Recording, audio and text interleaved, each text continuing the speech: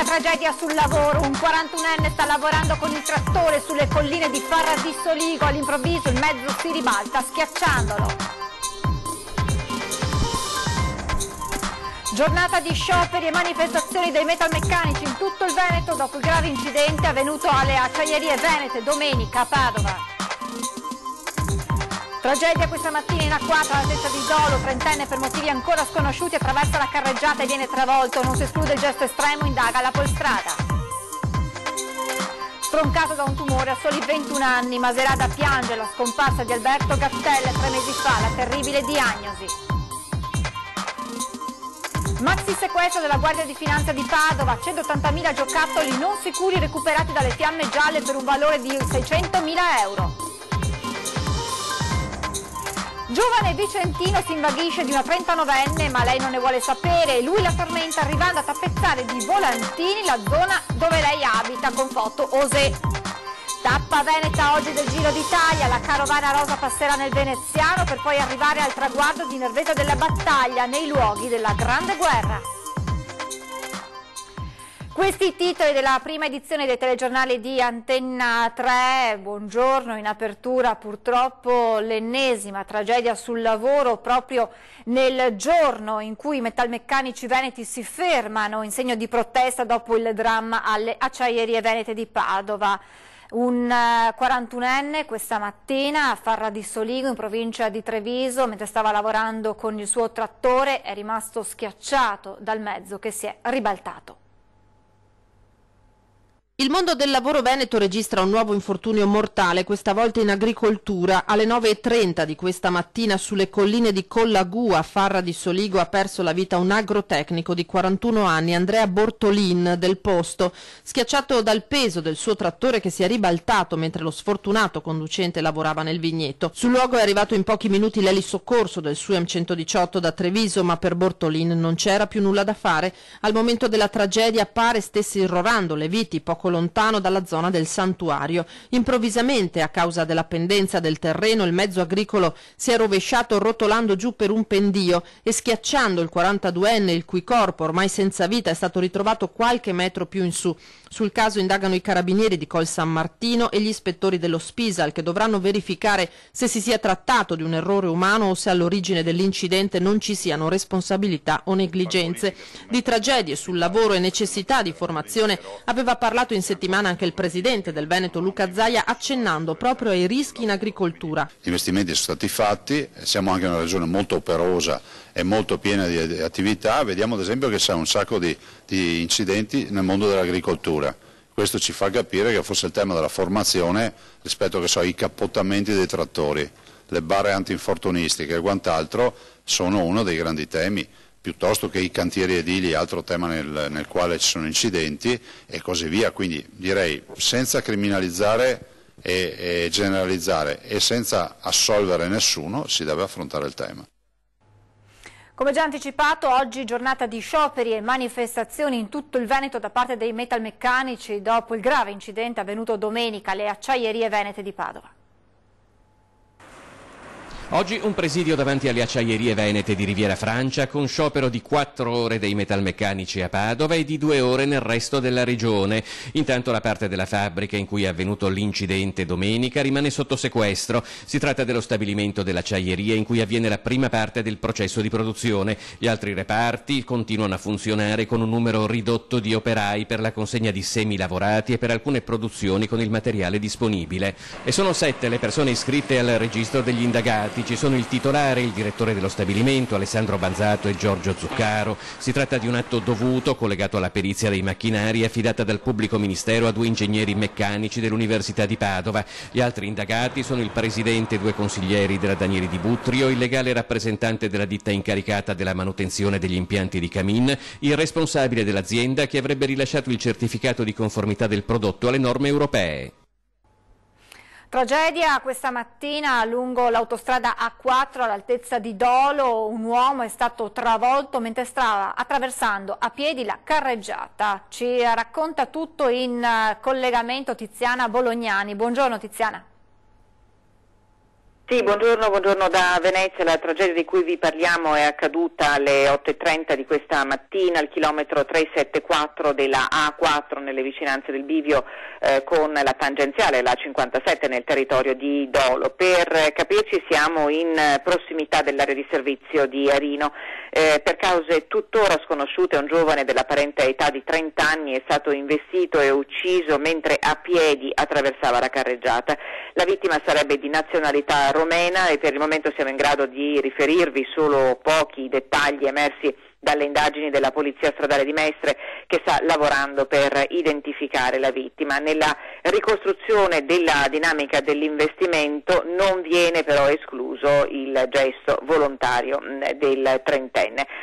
Sul posto hanno operato, oltre agli uomini della Polizia Stradale, il SUEM 118 con l'elisoccorso e 4 mezzi ausiliari con il personale di CAV coordinato dal centro operativo di Mestre. L'investimento mortale ha causato code fino a 8 chilometri in direzione Trieste-Venezia con uscita consigliata a Padova Est. Per tutti i dettagli e gli aggiornamenti l'appuntamento questa sera nei nostri telegiornali. Per il momento è tutto, a voi. Grazie a Tiziana Bolognani. Sotto shock il comune trevigiano di Maserata sul Piave per la prematura scomparsa di un 21enne stroncato da un tumore. Il male diagnosticato appena 3 mesi fa. Buon viaggio caro Alberto, veglia da lassù sulla tua famiglia. Gli amici di Alberto Gattelli in queste ore stanno scrivendo sulla sua pagina Facebook, lo stanno salutando, chi con un semplice ciao, chi manifestando tutto il dolore per un'esistenza terminata troppo presto. Alberto Gattelli di Maserata aveva appena 21 anni, un sorriso che dice tutto di lui, della sua infinita voglia di vivere, ma purtroppo il destino a volte è troppo crudele. A febbraio i primi malesseri, poi le sue condizioni di salute si aggravano, i controlli e la diagnosi, tumore. Iniziano i ricoveri in ospedale, più o meno lunghi, la sofferenza sua e dei familiari che gli sono stati sempre accanto fino a mercoledì sera, quando il cuore di Alberto ha smesso di battere. Uno shock per tutta la comunità di Maserata, che domani alle 15:30 si stringerà intorno ai genitori di Alberto per dargli l'ultimo saluto. Maxi sequestro di giocattoli da parte della Guardia di Finanza di Padova. Oltre 180.000 articoli non sicuri destinati a bambini o minori di 14 anni, tra cui giochi per il mare, pennarelli lavabili, pasta modellabile, palloncini gonfiabili, tutti privi della composizione chimica del marchio CE e delle indicazioni sui rischi derivanti dall'uso del prodotto, sono stati sequestrati dalla Guardia di Finanza dopo una serie di monitoraggi ad attività commerciali del centro ingrosso Cina di Padova e delle zone vicine. I prodotti erano pronti per essere messi in commercio in buona parte del nord-est. Il loro valore mercato è di oltre 600.000 euro. Il responsabile è stato segnalato alla Camera di Commercio di Padova. La sanzione amministrativa va da un minimo di 1.500 euro ad un massimo di 10.000 euro. Sono stati anche avviati accertamenti a carico di altri operatori che hanno avuto un ruolo nella filiera commerciale dei prodotti pericolosi. Torniamo in provincia di Treviso per parlare del duplice omicidio di Rolle con l'uccisione, lo ricorderete, dei coniugi Nicolasi uccisi nel giardino della loro abitazione. Ebbene, l'avvocato del presunto colpevole ha chiesto alla Cassazione la scarcerazione del suo assistito. Ricorso in Cassazione dell'avvocato trevigiano Alessandra Nava per chiedere la scarcerazione di Sergio Papa, il 35enne di Refrontolo accusato del massacro di Rolle, dove il 1° marzo scorso vennero barbaramente uccisi con un'arma da taglio, probabilmente una roncola, i coniugi Loris Nicolasi, 71 anni, e la moglie Anna Maria Niola, di 69. Il suo difensore ha formalmente chiesto in Cassazione che Papa, che continua a negare di aver ammazzato la coppia, venga rilasciato, e questo anche in base agli esiti dell'autopsia sui corpi delle vittime e all'inconsistenza, secondo l'avvocato, degli elementi a carico del suo assistito, a cominciare dal collegamento tra Papa e la Fiat Panda notata nei pressi del luogo del delitto. Stando ai contenuti del ricorso mancherebbero prove effettive, neppure i graffi sul volto del 35enne lo incastrerebbero. Lui dice di esserseli procurati il giorno prima dell'omicidio, litigando con i coniugi nella loro proprietà, ma per la procura potrebbe trattarsi di un espediente per giustificare eventuali tracce del suo DNA sotto le unghie di moglie e marito. Starà alla Suprema Corte ora stabilire se il quadro accusatorio a suo carico giustifichi l'attuale detenzione oppure no. L'ombra delle ecomafie dietro al sequestro di 150 fusti di materiali chimici sconosciuti trasportati da un camion lungo la Romea. Il Partito Democratico intanto chiede un intervento immediato della Regione per aiutare a far luce su questo e su altri episodi inquietanti. Se i rifiuti transitano e probabilmente arrivano da traffici illeciti, probabilmente non manca lo zampino della mafia, questo almeno ci dice la Commissione bicamerale sulle ecomafie. Dall'altra parte ci sono centri trattamento rifiuti che ricevono questi rifiuti che sono autorizzati dalla Regione, dalle province, quindi è giusto che la Regione faccia a fondo la sua parte. La Regione Veneto intervenga con una serie di verifiche su tutti gli impianti di smaltimento rifiuti autorizzati nel territorio.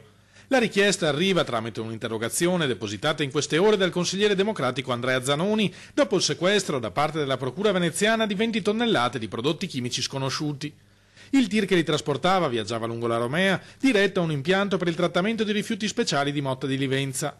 A fermarlo e a scoprire i 150 fusti la polizia locale di Mira, che ha riscontrato diverse irregolarità nelle modalità di trasporto e nella documentazione di accompagnamento, risultata falsa. Le etichette sui bidoni rimandano alla Marina Militare americana, ma la loro reale provenienza, così come il contenuto, resta avvolta dal mistero. È la punta dell'iceberg quella che è emersa. Ecco perché bisogna, a mio avviso, e l'ho chiesto anche con diverse interrogazioni, fare un monitoraggio di tutti i centri di trattamento autorizzati dalla Regione e dalle province per vedere che cosa sta accadendo e soprattutto per prevenire gli incendi e prevenire traffico illecito dei rifiuti. Quella degli incendi, sempre più frequenti in questo genere di impianti, rileva Zanoni, è un'anomalia statistica che non può avere alcuna motivazione lecita. Sono incendi che ormai si contano una volta al mese, ce ne sono troppi ed è evidente che non sono casi fortuiti, ma dietro c'è una regia. Ripeto, la stessa commissione bicamerale ce lo dice che questi incendi ai centri di trattamento rifiuti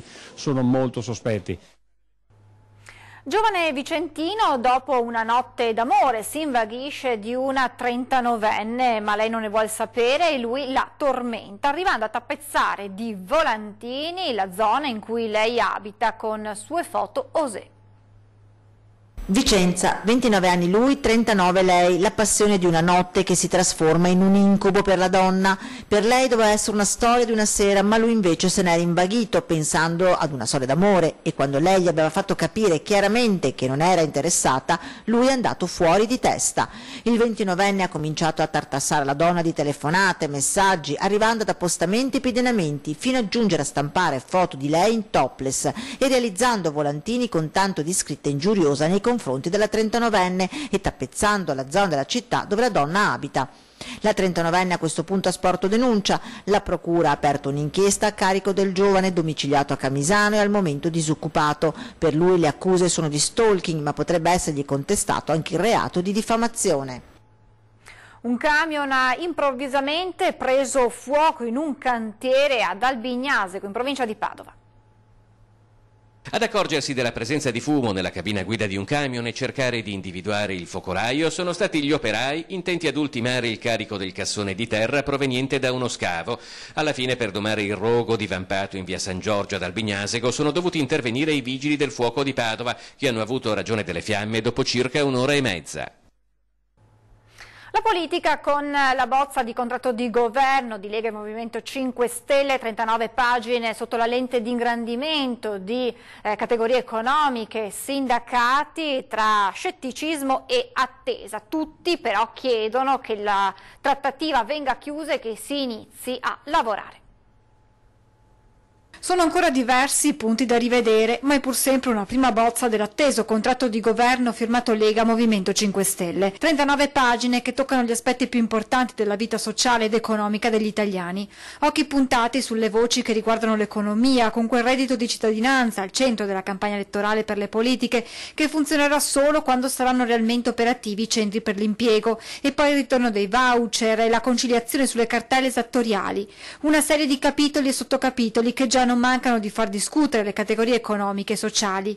Critico Vendemiano Sartor, rappresentante degli artigiani, uno dei settori che più ha risentito della crisi e che attende con impazienza risposte dal governo che verrà. Ci sono elementi chiaramente più propagandistici che sostanziali, perché io credo che prima di parlare di aumento dei costi sarebbe necessario parlare di riduzione della spesa pubblica perché altrimenti questo Paese non può sopportare una ripresa che venga messa in discussione magari da economie sbagliate. In un territorio come quello veneto e trevigiano, spiega Sartor, a convincere davvero poco è il concetto di reddito di cittadinanza. Nei nostri territori la gente vuole trovare un posto di lavoro, vuole lavorare, non vuole vivere tra virgolette assistita a casa. Fino a quando non verrà posta la firma sul contratto definitivo non è possibile sbilanciarsi, spiega Paolino Barbiero del sindacato pensionati, ma qualcosa da rivedere c'è. Non si parla dei coefficienti per andare in pensione, non si parla delle rivalutazioni di chi è già in pensione,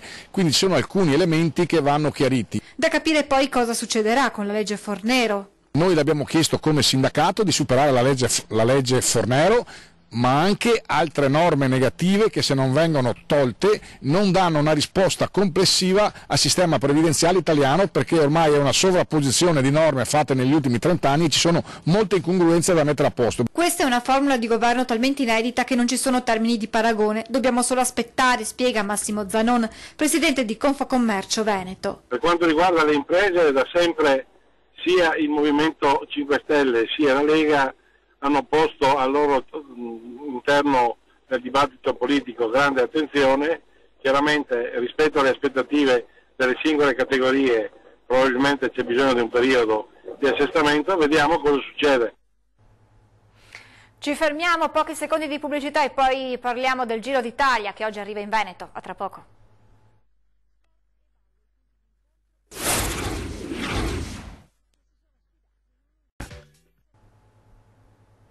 Di nuovo in diretta, come anticipato, parliamo adesso del Giro d'Italia. La carovana rosa oggi arriva in Veneto, prima il passaggio nel Veneziano e poi l'arrivo di tappa Nervesa della Battaglia in provincia di Treviso, nei luoghi della Grande Guerra. Facciamo allora il punto con Ilaria Marchiori. Buongiorno Ilaria. Buongiorno da Venezia, è tutto pronto per il passaggio del Giro d'Italia nel nostro territorio. Nel pomeriggio infatti ci sarà l'abbraccio dei tifosi, della popolazione, che durerà dai 27 ai 40 minuti, questo in base alla media di velocità che i corridori manterranno durante la marcia di avvicinamento a Nervesa della Battaglia, per poi farsi più complessa sui colli della Marca. Il gruppo, con media 45 km orari, potrebbe raggiungere Campagnalupi dunque intorno alle 14:52, per poi attraversare la riviera del Brenta, arrivare a Mira alle 15:07, a Mirano alle 15:12 e poi la zona al confine con la Marca, quella di Martellago, intorno alle 15:31. E questa è l'ipotesi più ottimistica formulata, appunto nel caso in cui il gruppo vada più lento, i corridori potrebbero transitare in realtà qualche minuto dopo, si parla di minuti comunque. La prima parentesi veneziana in realtà sarà poco prima, quando i ciclisti transiteranno per Cona tra le 14:13 e le 14:20, per poi addentrarsi nel territorio euganeo. I comuni attraversati nell'ordine saranno dunque quello di Cona, Campolongo Maggiore, Campagnalupi, a Camponogara, Dolo, Mira, Mirano, Spinea, Martellago e Scorzè. Per consentire lo svolgimento della competizione, la Prefettura ha firmato un decreto con cui ordina la sospensione temporanea della circolazione sulle strade coinvolte a partire da 2 ore prima del transito dei ciclisti, quindi indicativamente da poco prima delle 13. Da Venezia è tutto, restituisco la linea allo studio. Grazie anche a Ilaria Marchiori. L'Istituto Alberini di Lancenigo, in provincia di Treviso, primo alberghiero d'Italia. 3 studenti hanno letteralmente fatto man bassa di premi al campionato nazionale dedicato a questa tipologia di scuole, campionato che si è svolto in Liguria. Questo cartoccio che stiamo componendo. L'Istituto Alberini di Lancenigo, miglior alberghiero d'Italia, con 3 studenti pluripremiati. Insieme ai cugini di Castelfranco hanno fatto man bassa dei riconoscimenti ad arma di taggia nel corso del campionato italiano riservato alle scuole che formano gli chef, i sommelier e gli operatori turistici di domani.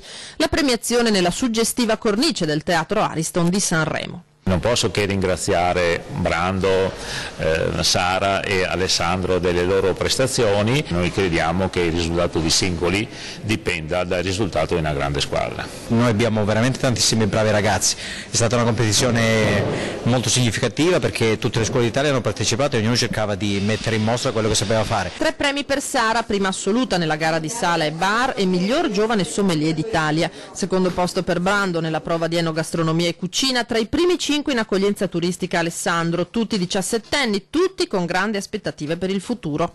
Io punto a diventare un direttore d'albergo, lo dico proprio apertamente e sono sicuro di riuscire a ottenere questo risultato. Prima di tutto andare a fare esperienza all'estero, che è veramente importante soprattutto in questi settori. Io sono il cuoco, sono davvero felice di questo ottimo risultato, non tanto per il secondo posto personale ma per il piazzamento del nostro istituto. Volevo ringraziare tutti i docenti che mi hanno formato e in generale tutto l'Istituto Alberini che punta moltissimo sulla formazione dei propri ragazzi. Penso che il mio punto di forza sia stata l'argomentazione, e perché appunto ogni cosa che facevo o non facevo dava una motivazione, e questo penso che mi ha differito un po' dagli altri partecipanti a cui faccio dei complimenti, perché comunque sono tutte delle eccellenze, sono arrivati lì e quindi voglio complimentarmi anche con loro che sono stati molto bravi. Un brindisi simbolico col prosecco versato da Sara e uno rigorosamente analcolico per i 3 giovanissimi campioni. Bravissimi, bravissimi. Un applauso.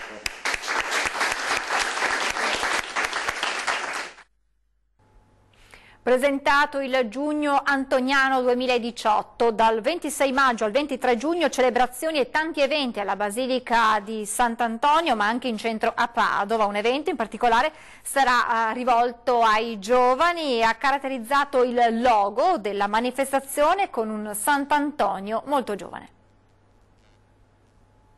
Sant'Antonio con le cuffiette dei giovani, isolato in un mondo tutto suo? Non è così. Per il Giugno Antoniano 2018 i frati del Santo hanno scelto un Antonio benedicente e con il cuore giovane, con la sua e la loro basilica aperta alla città, ai tanti pellegrini che verranno da fuori e aperta ai giovani. L'ispirazione gliel'ha data il prossimo sinodo dei vescovi a loro dedicato. Un messaggio che vogliamo dare è proprio quello di un Sant'Antonio giovane che parla ai giovani. Lui era giovane e può, credo, comunicare fiducia e speranza a un mondo giovanile a volte disorientato. Scenario dei consueti appuntamenti di fede gli 8 edifici e complessi monumentali cittadini affrescati nel 300 che compongono il progetto della Padova Urbs Picta, città dipinta, dalla cappella degli Scrovegni fino alla basilica di Sant'Antonio e all'oratorio di San Giorgio, scrigno di arte e spiritualità. Il comune non può stare a guardare, deve essere parte attiva di un processo di rete tra le due realtà fondamentali, il comune e il santo, che rappresentano e possono rappresentare e lanciare Padova sempre più a livello internazionale. Molti gli appuntamenti in programma, oltre ai momenti spirituali, mostre d'arte, incontri culturali, concerti, performance teatrali itineranti, manifestazioni podistiche, visite guidate in città e dell'antico complesso antoniano. Si inizia come tradizione con il cammino di Sant'Antonio, pellegrinaggio a piedi da Campo San Piero a Padova nella notte tra il 26 e il 27 maggio. Il culmine nella rievocazione storica del transito di Sant'Antonio il 12 giugno all'Arcella e ancor più nelle celebrazioni religiose del 13 con le tante messe e la processione. Tornando ai giovani, concerto evento il 22 giugno con la rock band The Sun, da sempre molto attenta anche al bene comune. Che sia la loro musica quella che suonano le cuffiette di Antonio? Dopo la serata di ieri tornano le immagini della dunata degli alpini a Trento della settimana scorsa, una richiesta proprio fatta da voi telespettatori dopo il record di ascolti nella lunga diretta di Antenna 3 di domenica. Ebbene, dopo ieri sera appunto, questa sera e domani a partire dalle 21:15 su Antenna 3 vi riproporremo le immagini dello sfilamento delle penne nere trivenete per rivivere quelle indimenticabili emozioni. Per questa edizione è davvero tutto, vi lascio le previsioni del tempo, grazie per essere stati con noi, buon proseguimento di giornata. Arrivederci.